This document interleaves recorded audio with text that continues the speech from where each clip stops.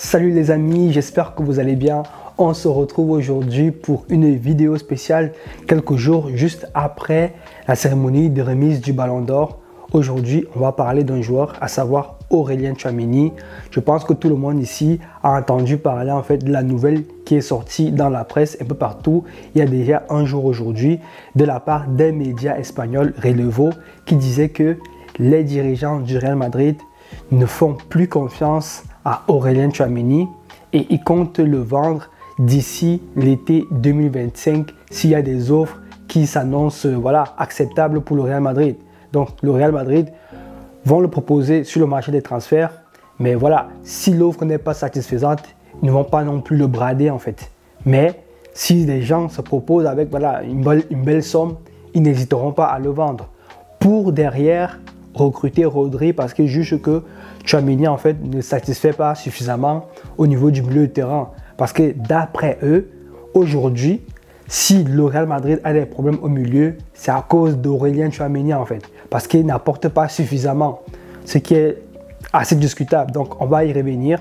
Mais donc, comme je vous l'ai dit également après, ils comptent recruter qui? Rodri, bien sûr, l'Espagnol, le Ballon d'Or actuel. Parce que vous connaissez tous en fait l'obsession des dirigeants du Real Madrid à savoir avoir absolument le Ballon d'Or dans leur équipe par tous les moyens. Donc quasiment tous les Ballons d'Or sont passés par le Real Madrid et donc aujourd'hui ça ne fera pas exception. Donc ils veulent absolument Rodri parce qu'ils jugent qu'il va solutionner en fait les problèmes que le Real Madrid a dans l'entrejeu. Donc aujourd'hui le débat est là. Est-ce que vous pensez réellement que le Real Madrid a raison de commencer à chercher quelqu'un d'autre à la place d'Aurélien Tchouaméni? Est-ce que Aurélien Tchouaméni a encore sa place au Real Madrid ou pas? Je sais que après avoir discuté avec beaucoup de Madrilènes, ça divise en fait. La question divise dans la mesure où certains disent qu'il n'a pas le niveau pour le Real Madrid.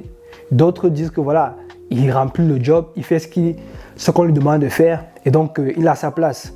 Du coup, aujourd'hui, je vais essayer de donner mon avis par rapport à ça. Est-ce qu'il mérite d'être au Real Madrid ou pas? Est-ce que le Real Madrid a raison de commencer à chercher quelqu'un d'autre à sa place? Je rappelle que le joueur, il a 24 ans, il est encore jeune, il a encore une marge de progression, surtout. Et on sait très bien que un joueur, en fait, joue dépendamment du coach avec lequel il est. Il y a des joueurs où, avec tel coach, celui-là va lui demander de jouer d'une certaine manière. Et avec un autre coach, il va venir lui demander de jouer différemment. Donc, ça dépend vraiment en fait des coachs, de comment le coach veut l'utiliser sur le terrain. Donc, les gars, on va commencer par parler du fait que les dirigeants jugent que c'est Aurélien Tchouaméni en fait qui est la cause du fait que le Real Madrid n'arrive pas à s'imposer au milieu, que le Real Madrid a des difficultés au milieu du terrain. On sait tous, vous et moi, nous savons que aujourd'hui, s'il y a un problème au milieu du terrain du Real Madrid, c'est parce que le Real n'a pas recruté quelqu'un d'autre à la place de Toni Kroos.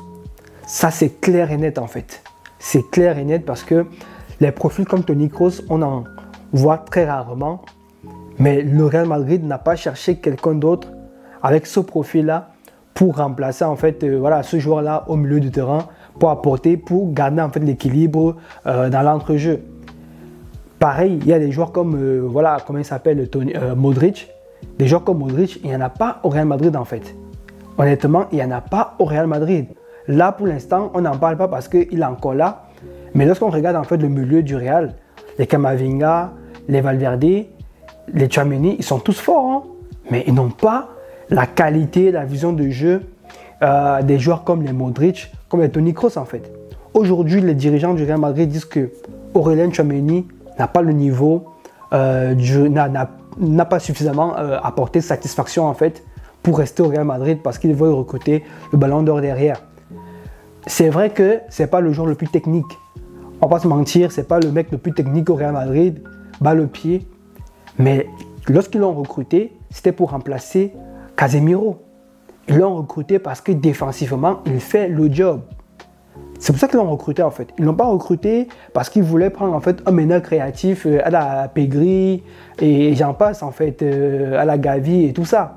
Ou bien à la Modric. Non, ils ont recruté un mec qui allait se placer devant la défense et qui allait casser en fait les attaques adverses en fait, qui allait vraiment être voilà, cette sentinelle là devant la défense.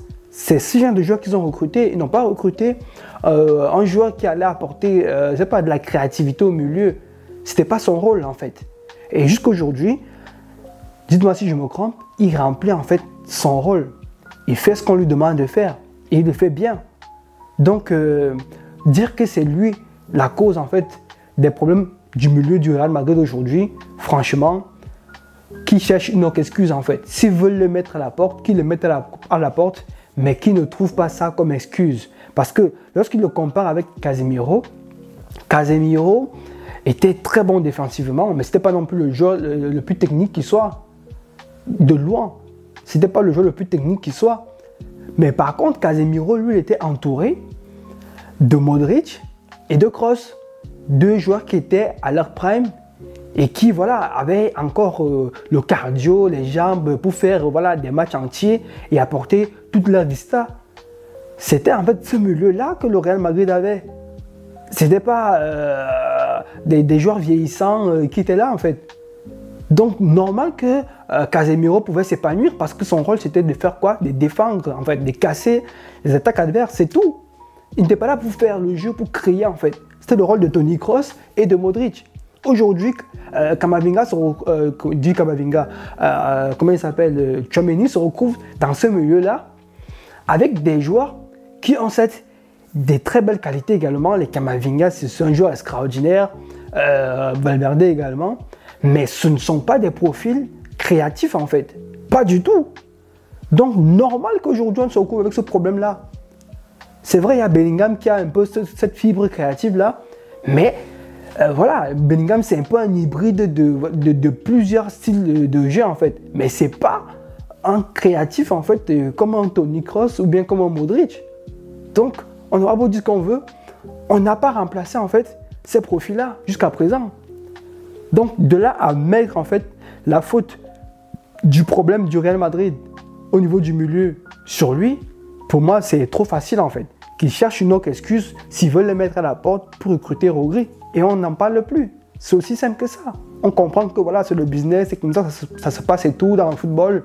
Mais voilà, de là à dire que c'est à cause de lui que le milieu du Real ne fonctionne pas aujourd'hui, c'est trop facile les gars. Donc pour moi, aujourd'hui vous connaissez ma position par rapport à ça. Moi je trouve que Tchouaméni, il remplit en fait les objectifs dans la mesure où on l'a recruté pour un rôle précis et il le fait bien jusqu'à présent.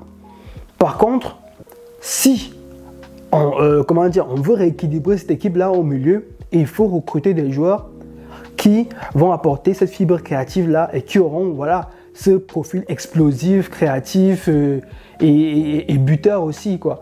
C'est ça qui nous manque en fait. Dans tous les grands clubs, ils ont su en fait trouver ce genre de joueurs. Mais nous, on n'a pas encore trouvé ça. On n'a pas encore trouvé ça. C'est vrai, il y a les Arda Güler et tout ça, mais encore faudrait-il que Ancelotti les fasse jouer.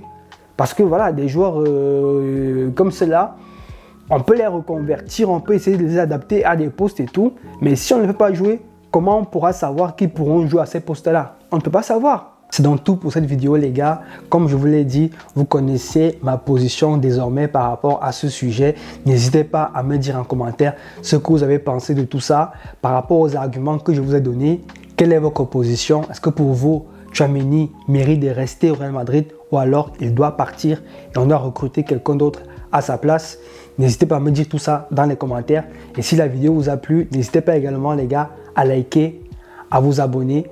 Parce que voilà les gars, ça permet de développer la chaîne et la communauté s'agrandit. Et ça les gars, ça fait plaisir de se retrouver entre Madridiennes pour parler du club qui nous tient tous à cœur.